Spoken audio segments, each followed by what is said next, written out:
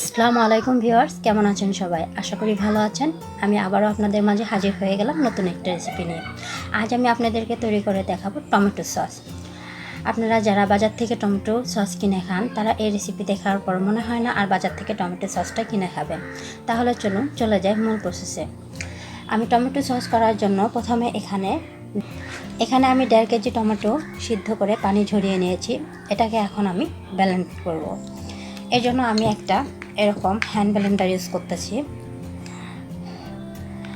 আমি আমাদের বাসায় হ্যান্ড ব্লেন্ডার ইউজ করি, আমি সেটা দিয়ে এটা করে দেখাচ্ছি। প্রথমে আমি এটাকে ব্লেন্ড করে নেব। আর সিদ্ধ করার প্রসেসটা আমি আপনাদের দেখাই নাই, আমি জানি এটা অনেক সহজ একটা প্রসেস, এটা আপনারা সকলেই পারবেন।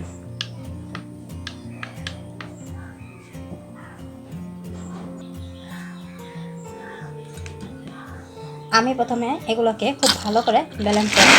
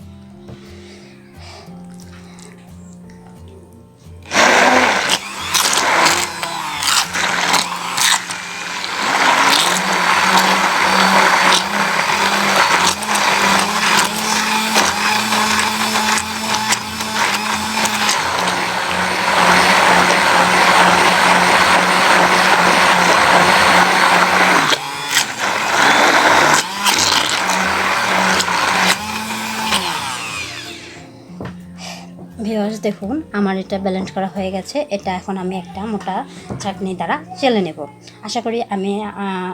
আশা করি আপনারা এই কাজটা করতে পারবেন। এটা একটু চেলে নিতে হবে, যেগুলো ওই যে একটু খোসা টাইপের রয়েছে এগুলো চলে যাওয়ার জন্য এটাকে একটু চেলে নিতে হবে।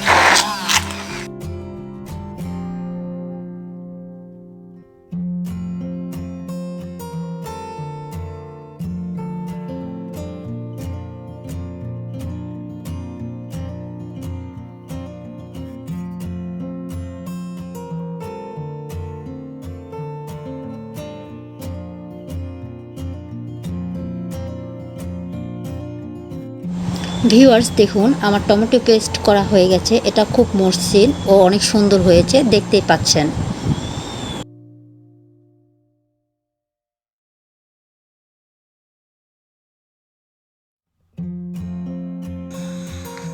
প্রথমে আমরা যে পিউরিটা করে রেখেছি এটা আমি প্রথমে ঢেলে দেব।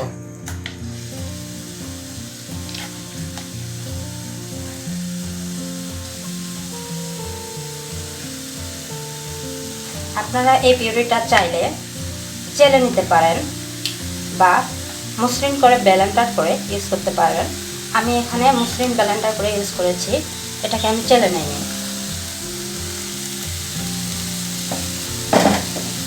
দিয়ে এটা সাথে সাথে নেড়ে দিতে হবে এবং এর মাঝে এখন আমি 1/3 কাপ চিনি দিচ্ছি।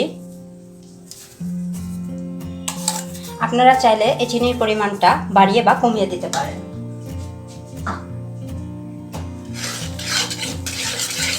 চিনিটাকে খুব ভালো করে মিশিয়ে নিচ্ছি।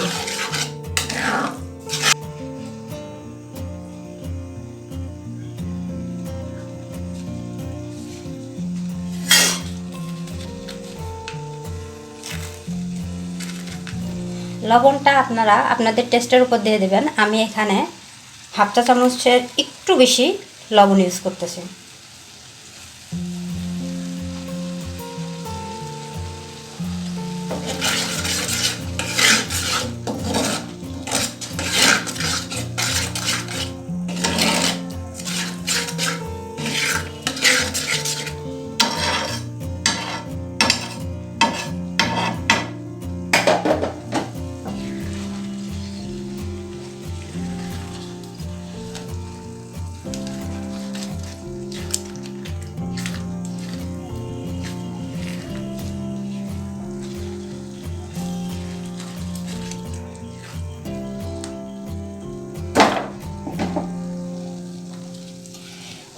এরপর দিয়ে দিচ্ছি লাল মরিচের গুঁড়ো 1 চা চামচ পরিমাণ। আপনারা চাইলে এর চেয়ে বেশিও দিতে পারেন।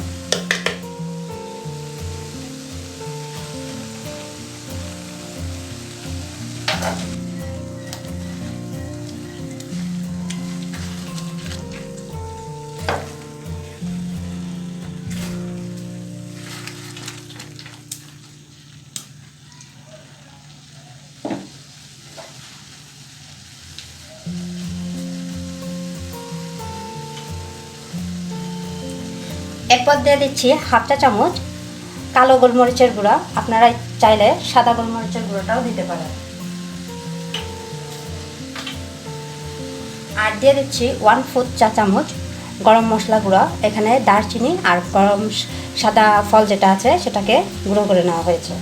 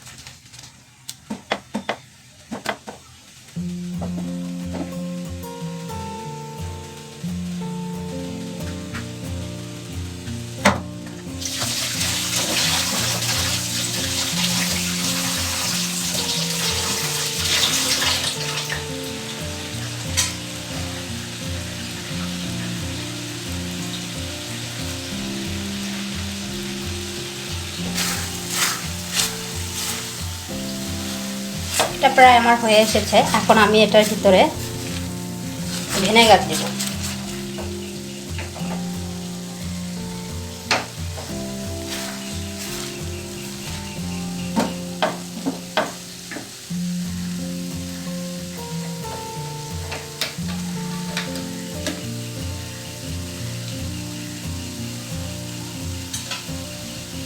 এখানে আমি 2 টেবিল পরিমাণ ভিনেগার ইউজ করব।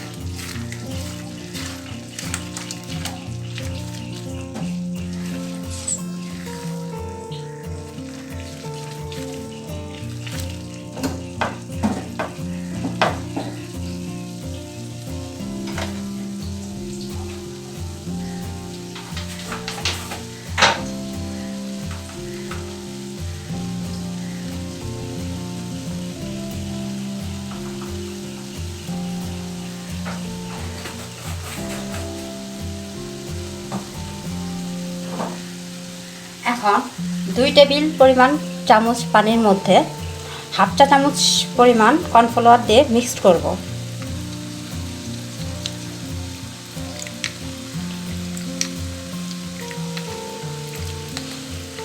এরপর এটা সামান্য একটু দিয়ে দেব।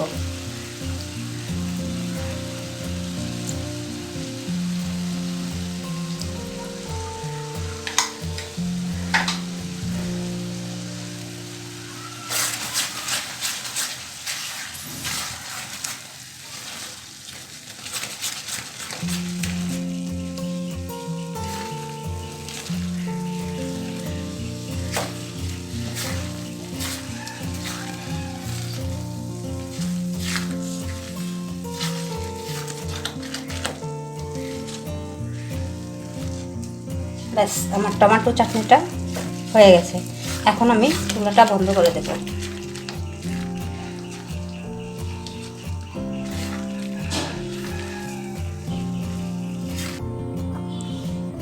ভিউয়ার্স, এর সাথেই তৈরি হয়ে গেল আমাদের টমেটো সস। আপনারা এই টমেটো সসকে প্রথমে তো ঠান্ডা করবেন, ঠান্ডা করার পরে বোতলে ভরে নর্মাল ফ্রিজে সংরক্ষণ করতে পারবেন। আমার এই রেসিপি যদি আপনাদের ভালো লেগে থাকে তাহলে অবশ্যই লাইক, কমেন্ট, শেয়ার করবেন আর পাশে থাকা বেল আইকনটি বাজিয়ে দিবেন সর্বশেষ নোটিফিকেশন পাওয়ার জন্য। ধন্যবাদ সবাইকে।